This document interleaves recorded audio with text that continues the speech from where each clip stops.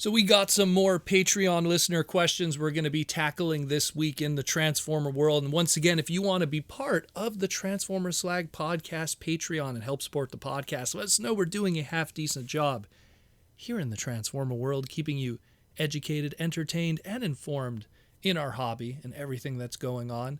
Again, patreon.com/Protoman, or check the pinned comment or the description below.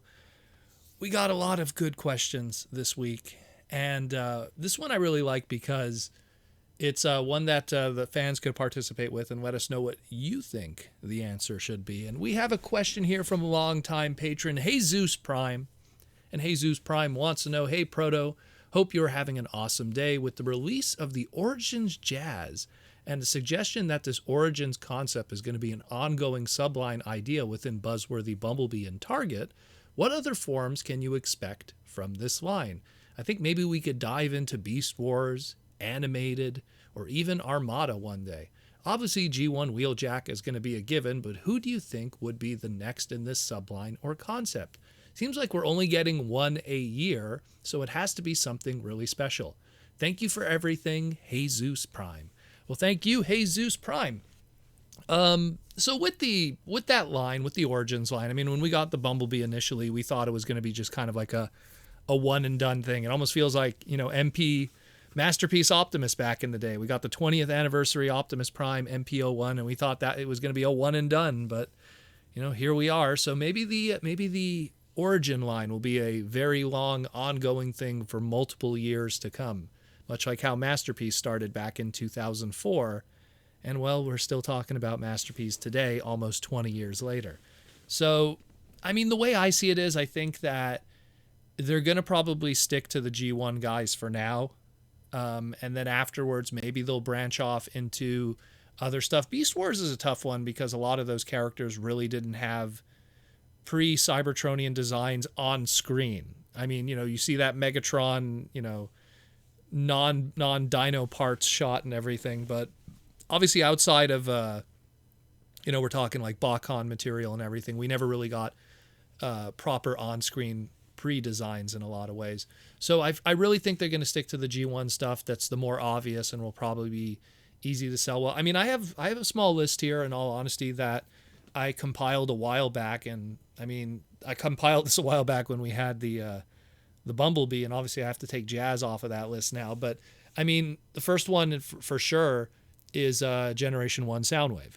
And not to mention, like, I know that Evan from Hasbro Design talked about wanting to do a brand new, like straight from the ground up, brand new Studio Series 86 Voyager G1 Soundwave, because he's not a fan of that old Siege mold that was later used for the Netflix Earth, Soundwave.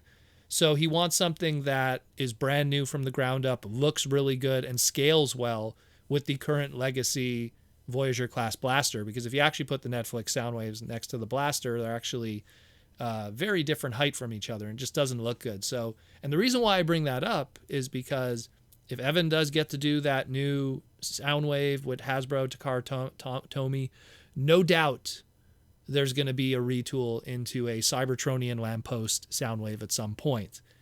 And it'll be under that, Origins, Soundwave, Buzzworthy Bumblebee kind of thing. Obviously, I think they'll give it a much more fancier name. They'll call it like a Cybertronian communication tower or something, instead of just a Cybertronian lamppost like I'm calling it. But, I mean, that's one for sure. And then, of course, if you're talking Soundwave, he's going to have with him Laserbeak. And then, of course, we're going to get a proper Cybertronian, more to meets the eye parts one Laserbeak, as opposed to the Siege one that didn't really achieve that goal. They kind of had a different kind of way that they were going to go about it, not that circular, more disc shape that we were expecting. So right away, that's a pairing right there that I could see. Like I said, also the Wheeljack is a given, much like you said too. Very good companion piece to Bumblebee. So, it's pretty obvious that one. That's probably going to be the next one in my personal opinion. And speaking of Bumblebee, I mean, sooner or later, we're going to get some kind of retooling into a Cliff Jumper just to get the easy repaint out of the way.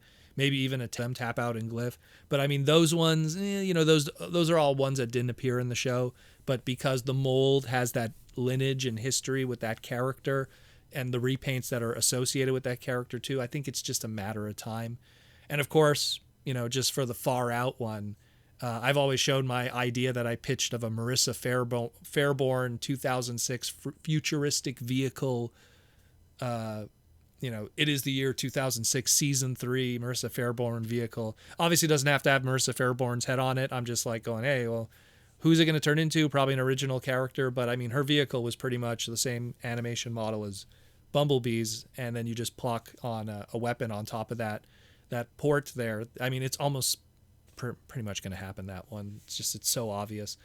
So that too, for sure. Then you fall into obviously revisiting the Seekers again, because the Siege ones were done by a completely different design team. That was the John Warden era.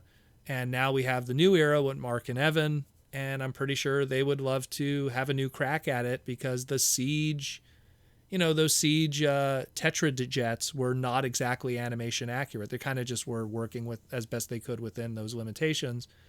And I mean, not to mention like old, like super old third-party companies like Impossible Toys back in the day were able to show us that with a low budget, low count part, low plastic parts and paint, you can make those Tetra jets look very screen accurate and have a pretty decent robot mode that does the job too. And that was, man, those came out like easily like 12 years ago, if I'm wrong, something like that. So, the Hasbro guys with today, with their talent and expertise and everything, they're for sure they're going to be able to do it. And if you open it up to Seeker jets, well, it's just going to print money, because there's so many of them, even the ones that did appear on screen.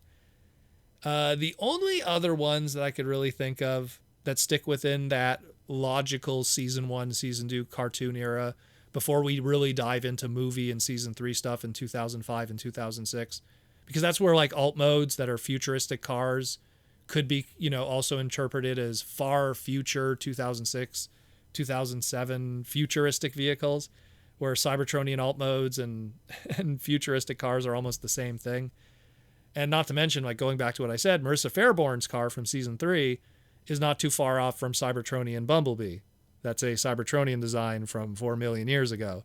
So the lines are so blurred with that. So I don't even want to go into season 3 characters. But if you look at season 1 and 2, the only other ones I could really think of are the Autobot females, because those were characters that never left Cybertron. They have alt modes, and they're characters that you could really up to this point haven't had true to animation alt modes.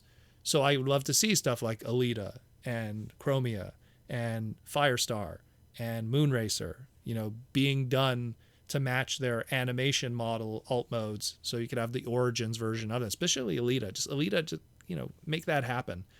And then if you want, you could add Shockwave into that. I mean, because he was kind of their nemesis in all of this. But I think Shockwave's just kind of be his own thing. We don't need to do an Origins Shockwave that turns into a gun, when a gun Shockwave could just be a Studio Series 86 item easily. But, again, that's another one too that I could possibly see. And that list alone that I just gave is easily 10 to 15 characters. So if you say that they come out once a year, which is pretty factual, well, it's definitely going to be an interesting journey over the next decade or so, if that's the case. So, but that's just some.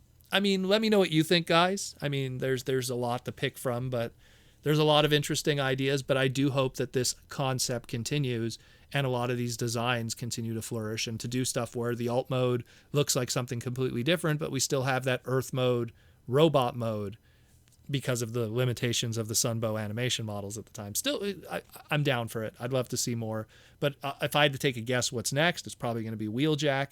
And then after that, probably whenever Evan gets around to that Soundwave, the Soundwave lamppost will be right around the corner with Laserbeak. That's just my call. What do you think? Let me know what you think again. And if you want to be a patron, like Jesus Prime here with this really good question, again, come support the podcast, patreon.com/Protoman, or check the pinned comment or the description below. And like I always say, rock out with the robots in disguise, and I'll talk to you again tomorrow.